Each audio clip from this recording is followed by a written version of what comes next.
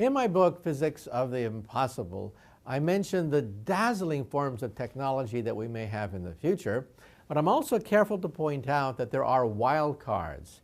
That is, technologies that can really upset the whole apple cart and, in fact, destroy the human race. For example, let's say you take the AIDS virus or Ebola virus and you weaponize it so that it's airborne. Think about that. You sneeze and it's a death warrant. And the question is that possible? Well, the answer is yes. It's unlikely, but it is possible because we know the genes that are responsible for being airborne. And we also know that the AIDS virus is actually quite simple. It has less than 10 genes. Also, we should realize that a government in the future may decide to weaponize a virus one day. And in the coming decades, high school kids will have the capability of, in some sense, manipulating life forms. One danger is that we'll have a typewriter where you simply type ATCG, ATCG, and it creates DNA in the exact sequence. And so it's conceivable that in the future, high school kids, for their high school science fair project, will simply type letters on a keyboard and create different kinds of life forms. That's something that is actually fairly close to becoming a real possibility. And just remember also that the Spanish flu virus genome, the Spanish flu killed more people than all of World War I.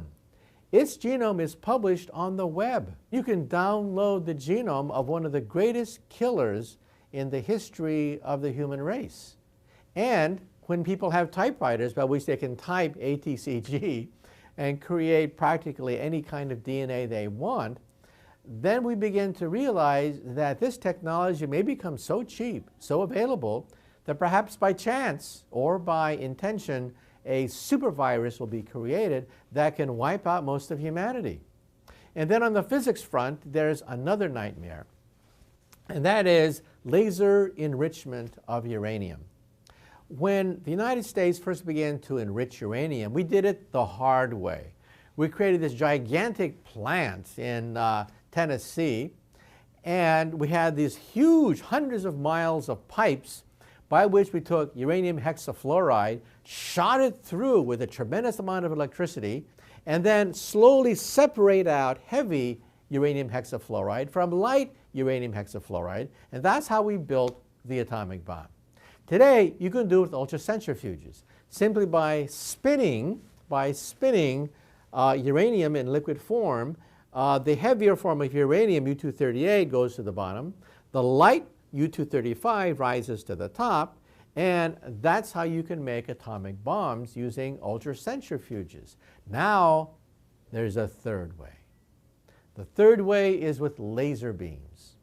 It turns out that the electron shells of U-235 and U-238 are almost identical, but not exactly identical.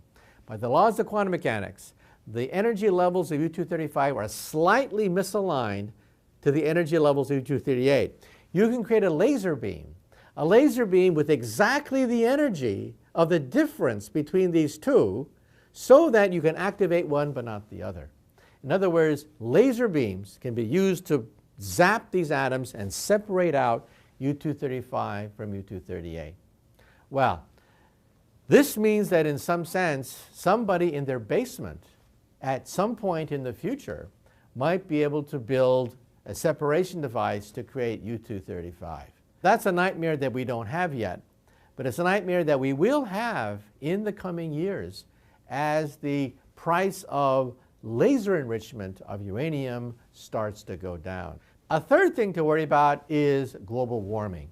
Now, we can debate how much human activity drives global warming, but we do know the Earth is heating up. If you extrapolate that into the future, parts of Manhattan may be underwater. We may have to build dikes around certain cities like San Francisco, Boston, and New York City. New Orleans may, who knows, have to be simply taken off the list because most of it is below sea level and may not be able to sustain a rising level of seawater around the world.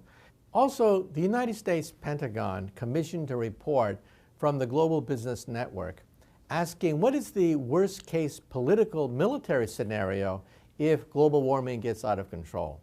And their conclusion was it could spark a nuclear war. Think of, for example, the border between Pakistan, India, Bangladesh. That's a hotspot because of the fact that Bangladesh could be flooded in the future by global warming, in which case hundreds of millions of refugees could go flooding into other countries, and nations that have nuclear weapons may actually use nuclear weapons to defend their disintegrating borders. So in my book, Physics of the Future, I talk about the bright side, about fantastic technologies that we will have in the next 20, 50, 100 years. But hey, let's be blunt about this, there's also a dark side.